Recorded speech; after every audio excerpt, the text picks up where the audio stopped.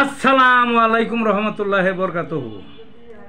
তে বন্ধুগণ, এখন আপনাদের সামনে হোমিও চিকিৎসার একটা বয়ান রাখবার চেষ্টা করব। বয়ানটার নাম হলো নাক জুবা রোগে হোমিওপ্যাথিক চিকিৎসা। মানে কইতে পারেন যে নাক জুবাবার কি, নাক জুবে মানে কোনো কোনো মানুষের একটা ব্যারাম হয়ে যাক, নাক জুইবে থাকে, দিনে যাই হোক রাত্রে শইলেই নাক জুবে বা জিমেও জুবতে পারে, অর্থাৎ নাক বন্ধ হয়ে যায়। কেউ ইনহেলার নেয়, কেউ আরও বিভিন্নভাবে খুব কষ্ট, হয়তো একটা নাক একের বন্ধ হয়ে থাকে বা কারো দুইটা দিয়ে মুখ দিয়ে দুম ছাড়া লাগে, খুব কষ্ট।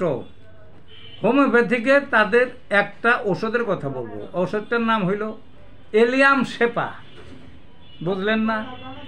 এই এলিয়াম শেপা 30 বা 200 পাওয়ারের, সকালে এক ডোজ বিকালে এক ডোজ কিছুদিন খাইবেন, দেখবেন যে নাক বোঝার বা নাক জুবা অসুখের সম্পূর্ণরূপে পরিসমাপ্তি ঘটবে। আর শিশুদেরও কিন্তু এই রোগ হয়, তাদের আবার ওষুধটা ভিন্ন। এটা হলো নাক্সভম।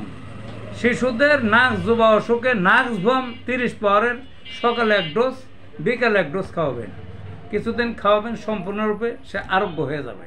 তো ভালো থাকুন বন্ধুগণ।